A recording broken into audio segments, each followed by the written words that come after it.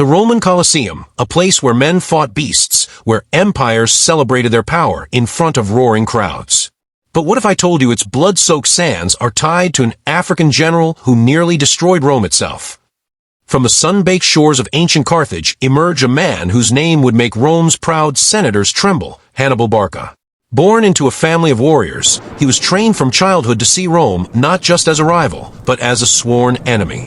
When the Second Punic War erupted, Hannibal made an audacious move that would etch his name into history, leading an army, not just of soldiers, but of towering African war elephants across the frozen, treacherous Alps. Through blizzards, landslides, and ambushes he pressed on, losing half his men, but never his resolve. On the battlefields of Trebia, Lake Trasimene, and finally Cannae, Rome's most humiliating defeat, Hannibal unleashed military genius that shattered entire legions. The city of Rome itself stood vulnerable, its survival hanging by a thread, as the shadow of the African general loomed at its gates. Hannibal had brought Rome to its knees, but he did more than win battles. He rewired their entire approach to war. The Roman legions, once predictable and rigid, were forced to adapt, study Hannibal's genius, and fight with his own methods. In the shadow of defeat, Rome transformed from a wounded giant into a relentless predator, learning the art of flexibility, speed, and deception on the battlefield. For more than a generation, Rome bled men, gold, and spirit in the struggle against Carthage. Yet out of this crucible emerged a hardened republic, no longer content with survival, but consumed with ambition. The Romans took Hannibal's lessons and wielded them on a global scale, building an army that would march from Spain to the Near East, determined never to be humbled again. In the end, Hannibal's brilliance could not save his homeland. In 146 BCE, Rome crushed Carthage in the Third Punic War, burning the city to the ground, salting the earth so nothing would grow, and enslaving its people. North Africa, once a center of power, trade, and innovation, was brought under the iron hand of Rome, its glory extinguished, but its legend forever tied to the man who once defied the Republic. After the fall of Carthage and Rome's final triumph over Hannibal's people, countless African captives were shipped across the Mediterranean to Italy. Stripped of their homeland, some were sold into backbreaking labor on Roman farms and in mines, while others were forced into the brutal life of the gladiator. These men, once free warriors, now fought for survival in sand-stained arenas, not for their own glory, but for the entertainment of their conquerors. But Rome did not just bring back people. The empire's appetite for spectacle demanded exotic beasts, elephants, lions, leopards, symbols of power and conquest. These animals, once roaming free in the African plains, were caged and shipped to Rome's arenas, destined for Venetians, the grand beast hunts. For the Roman crowd, the sight of an elephant brought memories of Hannibal's war, now turned into entertainment, proof that even nature itself had bowed to Rome. The games were more than blood sport, they were propaganda. Every beast hunt, every gladiator match, was a reminder that Rome ruled the known world.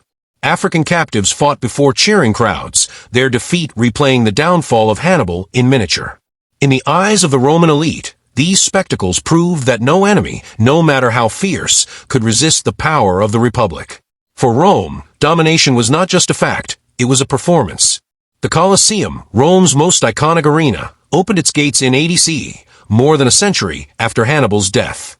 Yet the shadow of Rome's African wars still loomed over its spectacles. The memories of the Punic Wars and the legendary Carthaginian general lingered in the public imagination, shaping the kinds of shows the empire celebrated.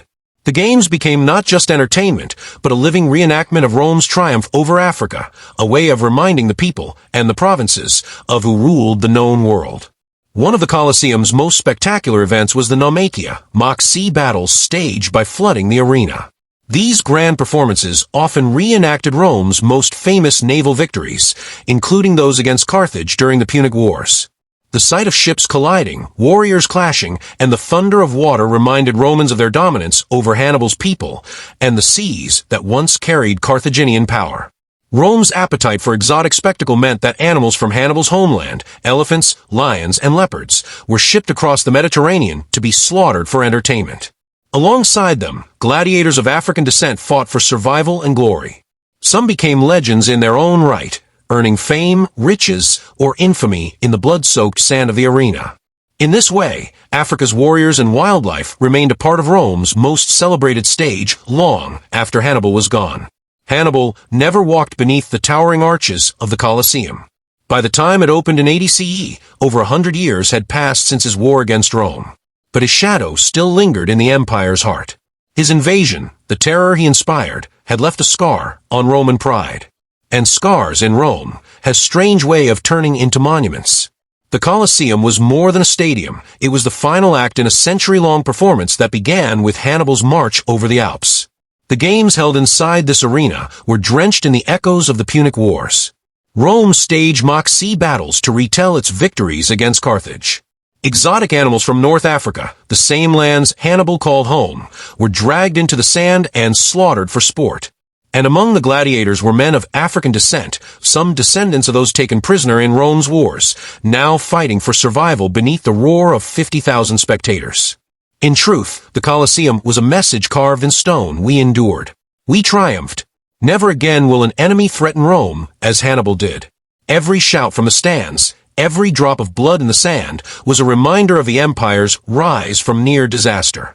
Hannibal's war had changed Rome forever, pushing it toward the imperial might and spectacle that defined its golden age. And though his body lay far from Rome, his shadow stretched across its greatest monument. From the battlefields of Carthage to the roaring crowds of Rome, history leaves a trail, and Hannibal's shadow still lingers in the Colosseum's stones. If you found this story eye-opening, there are countless more threads waiting to be unraveled. Subscribe to Forgotten Realms, and together we'll journey deeper into the history they never wanted you to know.